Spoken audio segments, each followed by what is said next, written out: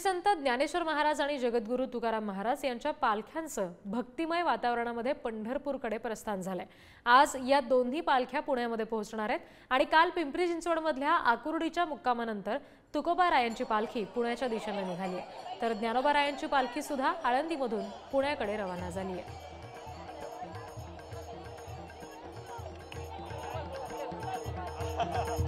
घर बसल्या तुम्ही सुद्धा या पालखीचं दर्शन पुढारी न्यूजच्या माध्यमातून घेऊ शकताय। ज्ञानोबा तुकोबांची पालखी आहे जी आज पंढरपूरकडे प्रस्थान करते। लाखो वारकरी आहेत जे आता पंढरपूरकडे प्रस्थान करतायत आणि विठोरायाच्या भेटीची ओढ आहे। सध्या ही दोन दृश्य आपण बघतोय, ज्ञानोबांची पालखी आहे तर दुसरीकडे तुकोबांची पालखी आहे। सोबत चालणारे हे हजारो लाखो वारकरी आहेत जे दृश्यांमध्ये आपल्याला पाहायला मिळतात। संत ज्ञानेश्वर महाराज आणि संत तुकाराम महाराजांच्या ज्या पालख्या आहेत त्या पंढरपूरकडे आता प्रस्थान ठेवतात। दोन्ही पालख्यांचा आज पुण्यामध्ये मुक्काम आहे आणि त्यानंतर पंढरपूरकडे त्या प्रस्थान करतात।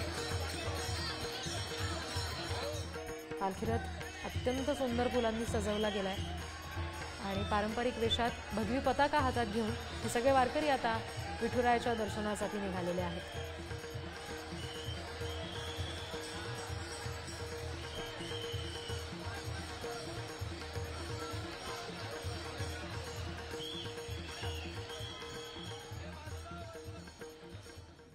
थेट आळंदीमध्ये जाऊयात कारण ज्ञानोबा महाराजांची पालखी तिथे आहे आणि तिथे आमचे प्रतिनिधी तुषार जरेकर सुद्धा उपस्थित आहेत। तुषार, काय नेमकं वातावरण पाहायला मिळते? हजारो वारकरी तिथे उपस्थित आहेत। आज पंढरपूरकडे पालखी प्रस्थान करते, कशी नेमकी तयारी आहे?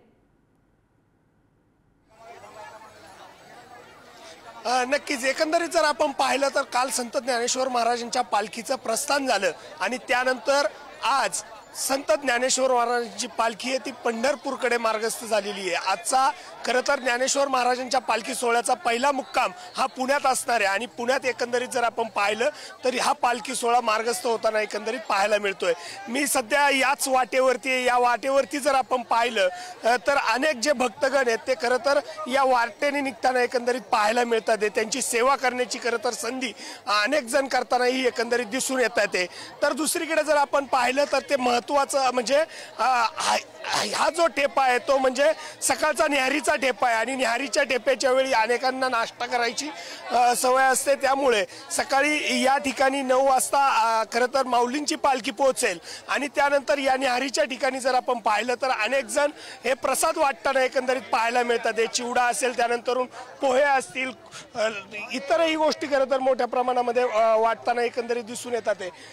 एकंदरीत या संपूर्ण सोहळ्यामध्ये जर आपण पाहिलं तर ते महत्त्वाचं म्हटलं तर आजचा जो मुक्काम आहे तो पुण्यात असणार आहे। पुण्यामध्ये भक्ती आणि शक्तीचा संगम एकंदरीत पाहायला मिळणार आहे कारण अनेक दिंड्या खरं तर त्या ठिकाणी येताना एकंदरीत पाहायला मिळतात। त्यात महत्त्वाचं म्हणजे आज संत तुकाराम महाराज आणि संत ज्ञानेश्वर महाराज यांचे पालखी सोहळे आज पुण्यामध्ये मुक्कामी असतील।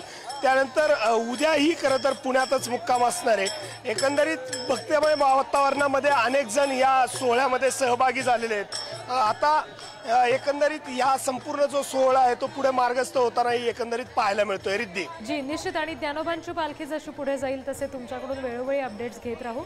तुर्तास धन्यवाद या सगळ्या दिलेल्या तपशिलांसाठी। आपण ही दृश्य बघतोय ज्ञानोबांच्या पालखीची। तुम्ही सगळे सुद्धा पुढारी न्यूजच्या माध्यमातून घर बसल्या या पालखीचं दर्शन घेऊ शकताय।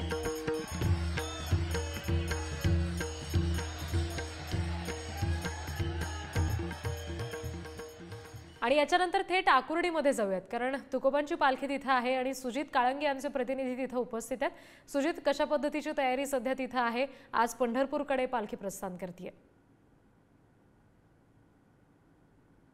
रिद्धी, आकुर्डीमधून ही पालखी आता पुढे निघाली आहे।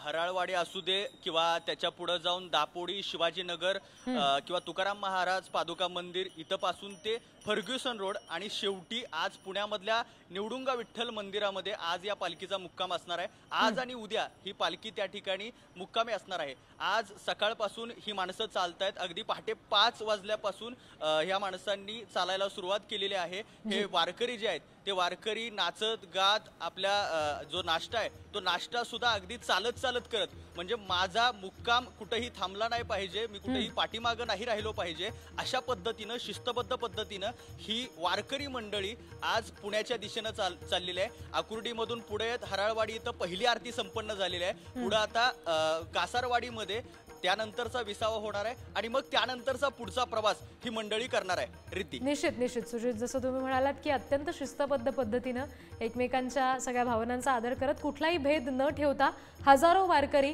विठुरायाच्या ओढीनं पंढरपूरकडे प्रस्थान करतात. वेळोवेळी तुमच्याकडून पालखीचे पुढचे अपडेट्स घेऊ. तुर्तास धन्यवाद दिलेल्या सगळ्या माहितीसाठी. ज्ञानोबांची आणि तुकोबांची पालखी आहे जी आता पंढरपूरकडे प्रस्थान ठेवतीये. हजारो वारकरी आहेत. तुळशी वृंदावन डोक्यावर घेऊन निघालेल्या या सगळ्या महिला आहेत. पारंपरिक वेशात पांढरी टोपी परिधान करून भगवी पताका हातात घेऊन हे सगळे वारकरी आता विठ्ठल रुक्मिणीच्या दर्शनासाठी पंढरपूरमध्ये लवकरच दाखल होतील.